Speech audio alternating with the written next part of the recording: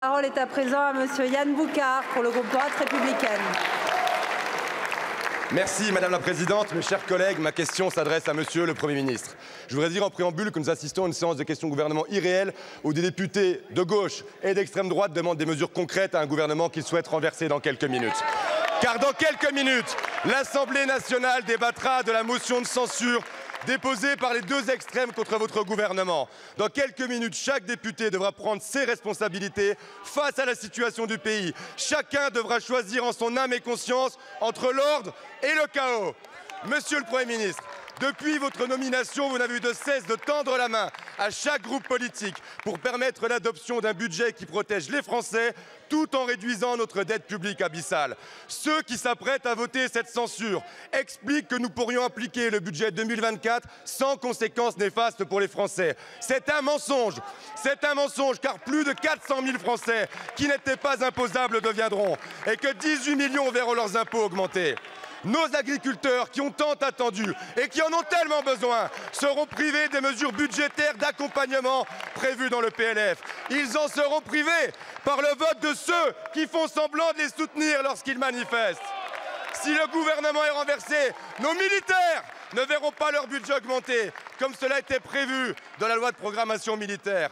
Si le gouvernement est renversé, le ministre de l'Intérieur ne pourra pas poursuivre la politique volontariste qu'il a enclenchée en termes de sécurité et de lutte contre l'immigration irrégulière.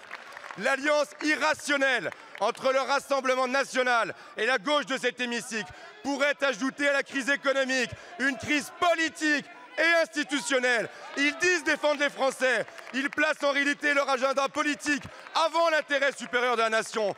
La France insoumise veut la censure pour mettre à mal nos institutions. Le RN veut la censure pour faire oublier les problèmes judiciaires de Mme Le Pen. Alors, Monsieur le Premier ministre, le groupe de la droite républicaine avec Laurent Wauquiez souhaite que cette motion de censure échoue pour que vous poursuiviez votre mission courageuse de redressement.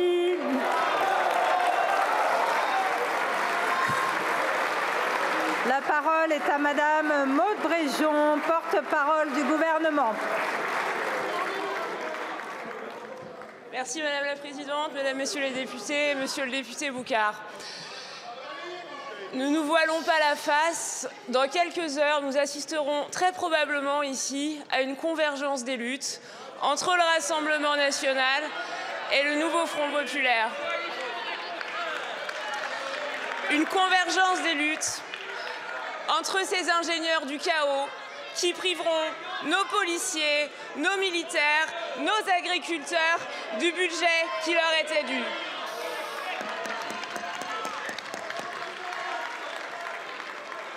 Les électeurs du Rassemblement national ont-ils voté pour un recul du budget de la sécurité, recul engendré par vos voix avec les voix de ceux qui veulent les désarmer?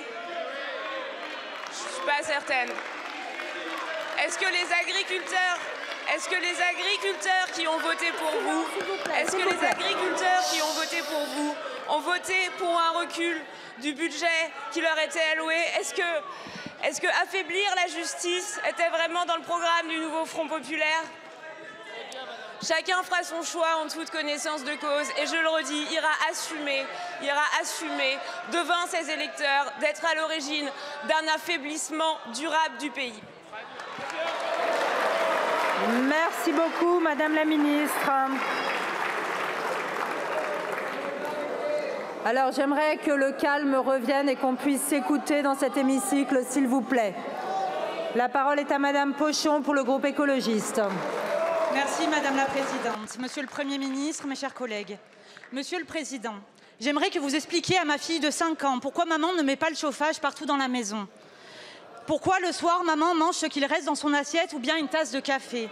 Comment fait maman pour rester digne et humble quand les préoccupations du peuple vous passent au-dessus de la tête? Une maman comme les autres. Cette lettre, vos conseillers parlementaires l'ont peut-être lue. C'est une des